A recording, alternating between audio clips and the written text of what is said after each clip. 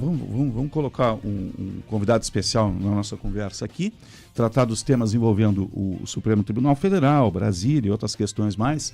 A gente está em linha com o ex-ministro do Supremo Tribunal Federal, o ministro Marco Aurélio Mello. Bom dia, obrigado pela presença conosco. Bom dia, uma satisfação enorme falar àqueles que acompanham o jornal. Satisfação toda nossa, obrigado por nos atender. Como é que o senhor avalia esse momento que se debate no Supremo Tribunal Federal, em decorrência de vários fatos, a questão envolvendo o Código de Conduta? Olha, é um momento de correção de rumos. E aí nós temos que perceber que a competência do Supremo é de direito estrito, é o que está na Constituição Federal e nada mais. Supremo não é competente para julgar cidadãos comuns, para julgar ex-deputado federal, ex-senador, ex-presidente da República. E quando ele assume essa competência, a meu ver, a discrepar da lei das leis da República, que é a Constituição Federal, ele vai para a vitrine. Aí as críticas são muito grandes. Ministro, Guilherme Macalossi aqui, é um prazer falar com o senhor. Nós temos visto a comunidade da política muito dura nas críticas ao Supremo Tribunal Federal, pelo que se identifica um excesso de atuação em relação ao que não seria a sua competência. O senhor tem falado frequentemente nas oportunidades em que é entrevistado, ou que participa do debate público, sobre o papel do STF de guarda constitucional. Mas não há também uma responsabilidade compartilhada desses outros setores? Porque, afinal de contas, o STF é movido por ações judiciais e os partidos políticos frequentemente recorrem ao STF, chamando ele para a tomada de decisão. Como é que o senhor vê essa dinâmica? Pois é, não se resolve a problemática no Legislativo e acaba se buscando realmente o Supremo. Isso sempre ocorreu, mas sem chegar a tanto. Na minha época, eu estive 31 anos na bancada, quando nós recebíamos processo-crime envolvendo o detentor da prerrogativa de ser julgado pelo Supremo e cidadão comum, o que fazíamos? Desmembrávamos o processo e mandávamos cópia do processo para a persecução criminal quanto aos cidadãos comuns, à primeira instância, tendo o cidadão comum até mesmo recurso de revisão. E sendo julgado pelo Supremo, depois que o Supremo bate o martelo, não se tem a quem recorrer. Isso é muito ruim e implica desgaste. E aprendemos em nossas famílias que o exemplo vem de cima. A repercussão junto ao judiciário, como um todo, é péssima. E ainda temos alguns percalços ocorrendo, como agora o episódio lá de Santa Catarina, o que desgasta ainda mais o judiciário. Ministro, bom dia. Sérgio Stock aqui. Diante desse cenário... Tudo bem? Bem, o senhor, tudo bem, prazer falar com o senhor. Diante desse cenário de desgaste, de a imagem muito arranhada do Supremo Tribunal Federal, que é a nossa última instância judiciária, qual é o risco institucional que nós estamos correndo e um código de conduta resolveria isso ou precisaríamos de algo mais? Olha, eu devo reconhecer que há um hiato muito grande entre o formal e a realidade. O código é uma advertência, é um alerta.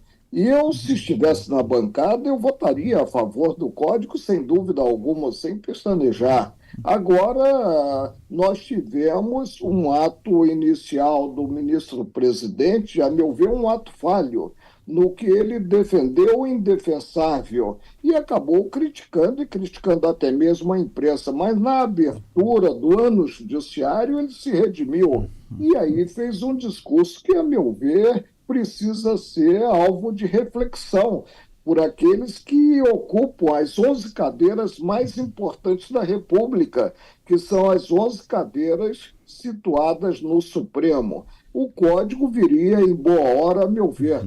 E a ministra Carmen Lúcia, que foi designada relatora do processo administrativo alusivo ao Código, ela já se pronunciou a respeito como presidente do Tribunal Superior Eleitoral e alertou, inclusive, os presidentes dos regionais eleitorais quanto à postura a ser adotada. A postura que os cidadãos, em geral, aguardam daqueles que e atuam como Estado julgador.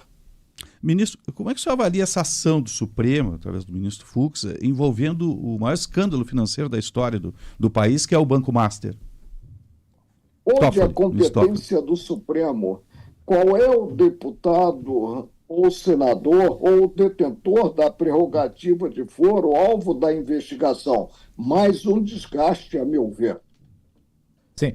Ministro, voltando um pouco a essa discussão proposta aqui em relação ao chamado Código de Conduta, o CNJ, o Conselho Nacional de Justiça, que é presidido pelo presidente do Supremo Tribunal Federal, ele não está esvaziado, porque uma das competências do CNJ é exatamente fazer a averiguação do trabalho dos magistrados. Não lhe parece que há um problema de check and balance na nossa sistemática institucional, na medida em que você não tem nenhum órgão capaz... Eu não aqui quero fazer qualquer concessão à ideia de se relativizar o poder decisório da Suprema Corte em matéria constitucional, mas em relação à conduta dos seus integrantes, não há a falta de uma instituição fiscalizadora da conduta dos ministros do Supremo, na medida em que, pela interpretação, me corrija, porque o senhor tem toda a jurisprudência de cabeça aí no seu conhecimento, mas no entendimento do Supremo, o Supremo está acima do CNJ? Sem dúvida alguma, ele está acima do CNJ. Tanto que o CNJ não tem atribuição quanto aos integrantes do Supremo. Isso. Agora, nós sabemos que o integrante do Supremo responde quanto aos crimes de responsabilidade junto ao Senado da República. Mas eu não imagino o emparedamento de qualquer integrante do Supremo. Eu penso que as questões relativas ao Supremo devem ser resolvidas no âmbito do Supremo e não pela atuação de órgão fracionado, pela atuação do plenário, que é o Supremo propriamente dito. Vejam vocês, se chegou a uma competência tão alargada que se teve que promover uma emenda regimental para atribuir às turmas do Supremo a apreciação de processo-crime. Eu lá estive durante 31 anos e assim eu encontrei o Supremo em 1990 e jamais julgamos processo-crime em turma. Alguma coisa errada está acontecendo. E é preciso acordar-se para essa problemática da competência do Supremo. E aí observasse à risca o que está na Constituição Federal. A competência do Supremo é exaustiva e está na lei das leis, como eu disse, que é a Constituição Federal. Ministro, mas aí, ok, o senhor entende então que compete ao Supremo fazer a fiscalização, no caso do plenário, em relação aos próprios integrantes. Mas não há, inclusive o senhor que teve tanta atuação, foi presidente do Supremo, as pessoas têm a percepção de que o Supremo, por ser um colegiado pequeno de 11 ministros, é extremamente corporativo. Ele é corporativo? Não haveria a prevalência da mútua proteção entre os pares? O que é o colegiado? O colegiado é um somatório de forças distintas. Não há espaço para espírito de corpo, para ter-se a atuação a uma só voz. Eu, quando estive na bancada e eu entrava no plenário com um semblante, saía com o mesmo semblante, eu atuava com absoluta espontaneidade. E segundo o meu convencimento, segundo a minha formação técnica e a minha formação humanística, isso é que nós esperamos dos integrantes do Supremo e que cada qual perceba a envergadura da cadeira. Como eu disse, nós temos lá no Supremo as 11 cadeiras mais importantes do país. Ministro, o Supremo Tribunal Federal é o guardião da Constituição, é o Tribunal Constitucional, mas como o senhor mesmo disse aí, está meio que absorvendo tudo que chega como demanda, né? Todo tipo de processo. O que está acontecendo na sua avaliação? Existe, por exemplo, uma contaminação política e isso faz com que, pelo menos da composição atual, e isso faz com que a Suprema Corte absorva tudo que é tipo de processo? Olha, está havendo, a meu ver, um desvio de conduta, um vício de procedimento.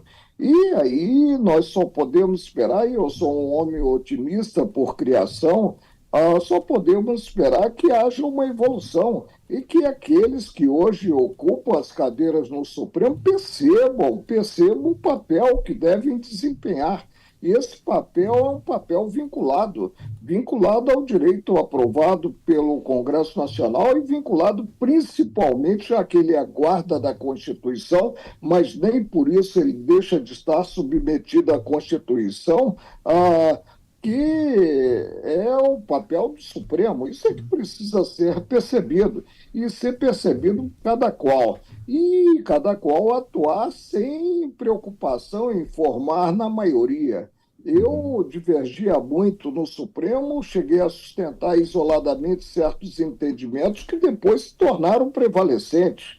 Isso é que deve ocorrer, ou seja, a espontaneidade absoluta dos integrantes do Supremo e a atuação vinculada principalmente à Constituição Federal.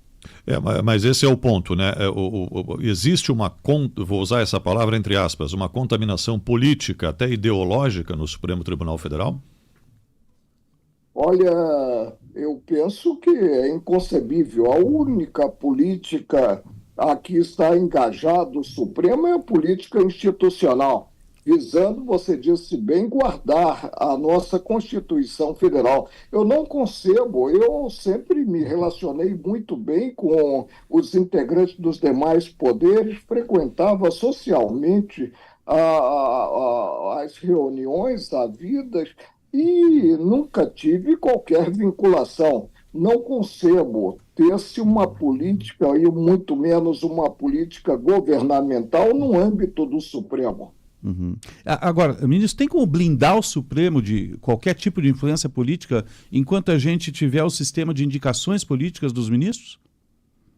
Olha, nossa Suprema Corte, segundo o Rui Barbosa, foi criada a imagem da Suprema Corte americana, né? Uhum. E, evidentemente, a cadeira é vitalícia. E é vitalícia, muito embora tenhamos aí a expulsória hoje aos 75 anos, né?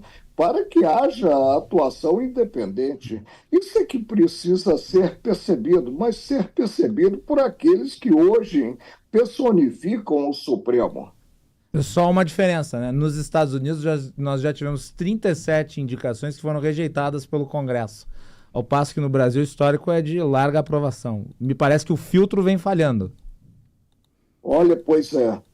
Nós temos aí que a escolha é feita pelo presidente da República, mas há sabatina no Congresso. Eu me lembro que quando eu fui sabatinado, o presidente da comissão apressava os integrantes da comissão quanto à minha sabatina, porque teriam uma reunião conjunta das duas casas, ou seja, uma reunião do denominado Congresso Nacional. Isso é muito ruim, não vir o Senado da República dar uma importância maior à sabatina daquele indicado para preencher a cadeira e permanecer lá até a aposentadoria espontânea ou então até a expulsória aos 75 anos. O papel do Senado da República na sabatina eu tenho como de importância ímpar e deve ser realmente observado. Nós temos agora 10 ministros no Supremo e a 11ª vaga é indicado pelo presidente Lula, de Jorge Messias, mas até agora não andou, né, ministro? Não teve um avanço e tudo esbarra nessa possibilidade de não ser aprovado, termos aí uma desaprovação que me parece inédita na história da República, e justamente o senhor tocou no ponto do Senado, que faz a sabatina, não é? Que momento a gente está vivendo nessa indicação? Qual é a sua percepção sobre esse fato? Eu não posso definir em si por que está havendo tantos obstáculos. Eu penso que o crivo do Senado deve ocorrer positivo ou negativo, não importa. E você disse muito bem que na América nós tivemos vários indicados pelo presidente da República rejeitados. Isso compõe em si realmente o sistema de freios e contrapesos e deve ser observado. que o Senado da República tenha realmente uma consciência quanto ao papel a desempenhar. Porque depois de sabatinado, aprovado, ou indicado e nomeado, aí não há como se recuar. Ministro, vou fazer uma pergunta até de certa forma de cunho pessoal, mas considerando a sua postura, tanto dentro do tribunal quanto fora, o senhor sempre foi um magistrado com uma visão muito independente, até o senhor menciona aí os votos em contrário que fez, sustentando posições na contramão dos seus pares, muitas vezes sozinho, até foi apelidado de um ministro do contra em algumas oportunidades. O senhor tem sido um crítico de várias decisões do Supremo. O senhor tem interlocução, o senhor conversa com os seus ex-colegas? Eles estão magoados com o senhor? Comigo, não. Eu espero que não estejam, porque eu continuo sendo, Marco Aurélio, um mesmo cidadão sincero nas colocações. Agora, eu lembro que o ministro Sepúlveda Pertence disse uma vez que o Supremo eram 11 ilhas, né? E que não havia uma comunicação maior. Eu, por exemplo, fui contrário à entrega precoce do voto pelo relator aos demais ministros e disse ao presidente da época, ministro Barroso, que não receberia o voto antes de ouvir os senhores advogados da tribuna e não proporcionaria também o meu voto. Não há como acertar-se desfecho de uma causa antecipadamente. As discussões precisam ser travadas e precisam ser travadas com muita transparência, daí a TV Justiça, e cada qual não disputando coisa alguma, muito menos a superioridade intelectual, cada qual contribuindo para um melhor desfecho. Eu, por exemplo, eu divergia, mas depois de proclamado o resultado, observava o resultado. Agora, quanto à minha postura, um dos primeiros livros que lançaram a meu respeito, tem um título, foi pelo advogado, saudoso advogado aqui da cidade maravilhosa, geograficamente, e apenas geograficamente, que é o Rio de Janeiro, Sim. O advogado Sérgio Bermudes, Marco Aurélio vencedor e vencido. E saía, como eu disse, com o mesmo semblante que entrava e tratava os colegas com a maior urbanidade possível. Ministro, uma última pergunta minha. Teve uma ocasião, eu acho que o senhor era presidente do Supremo Tribunal Federal, o senhor foi entrevistado no Roda Viva. O nosso colega José Neumann e Pinto estava sendo bastante contundente nas questões feitas ao senhor. Em determinado momento, se não me engano, o senhor questionou o Zé Neumann e perguntou para ele: Neumann, você não confia na sua Suprema Corte? Aí eu pergunto para o senhor: ministro Marco Aurélio, o senhor confia na sua Suprema Corte? Eu vou responder. Hoje eu não teria como juiz natural Supremo para julgar-me, porque eu estou aposentado. Titular teria. Mas não gostaria de ser julgado hoje pelo Supremo. Preferiria muito mais ser julgado pelo juiz anônimo. Tá certo. Ex-ministro do Supremo Tribunal Federal, Marco Aurélio Mello, obrigado pela atenção aqui a Bandeirantes. Bom dia e até um próximo contato, ministro. Meus cumprimentos a Bandeirantes pelo serviço de ordem pública, de utilidade pública que bem presta. Obrigado, ministro. Obrigado. Um abraço. Um abraço, ministro.